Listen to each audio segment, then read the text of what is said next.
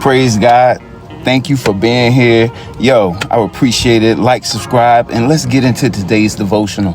I did a short not too long ago. I was dirty when I came to God. And I just want to encourage somebody today because I think too many people believe they have to be clean. They have to clean themselves up before they come to God. That wasn't my story. I came to God dirty, filthy. I'm talking about dirty. July 4th, 2020. Praise God. The night before, I had been drinking like a fish, smoking weed, outside with my people, cussing up a storm, talking about sinful things, living for the moment at the time. I thought I was having a great time. But isn't that how the enemy works? He'll convince you that you're living your best life until one moment changes everything. Something happened that night. I felt disrespected, being a dude.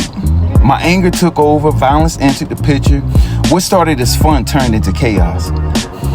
But God's grace, I made it through that night. But when I woke up the next morning, I wasn't the same.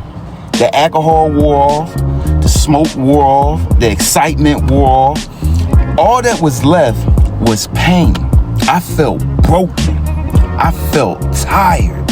I felt like I was becoming someone I didn't even recognize anymore. So I picked up my phone and I called my mom. Now here's the part that still amazes me. I thought I was just calling her, I needed somebody to talk to. I thought I was calling because I was just hurting. I was in pain. I was tired from the night. I figured she'd probably tell me, baby. I know she was going to say, you need to get your life right. But before she could even say those words, she answered the phone. Hey, baby. My mom's sweet as I don't know what. And I beat her to it. I said, Mom, I need to get saved. I need to turn my life over to God right now. Come on, church, baby. Come on. I wasn't thinking about God when I picked up that phone, when I was thinking about calling her. But God was thinking about me. While I was living in sin, He was thinking about that filthy version of me. While I was getting high, He was thinking about me. While I was drinking, God was thinking about me. When I was mad, angry, praise God, He was thinking about me. While I was filthy, He was thinking about me. See, God didn't wait until I looked like a Christian. He didn't wait until I stopped cussing.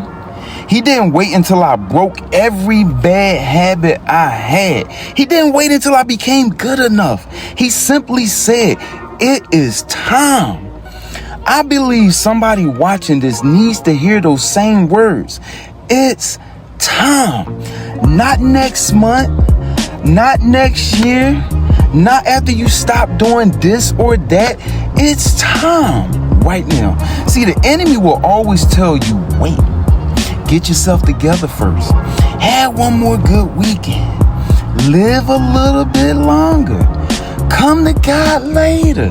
But later isn't promised. Come on, man. The Bible says in 2 Corinthians 6:2, behold, now is the accepted time. Behold, is the day of salvation. Not tomorrow, right now.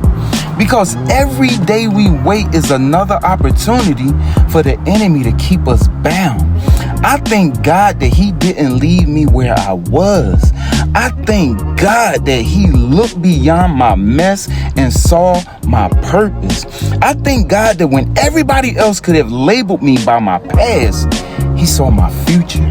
He didn't just forgive me. He's still transforming me. He's still teaching me. He's still correcting me. I ain't perfect. He's still loving me.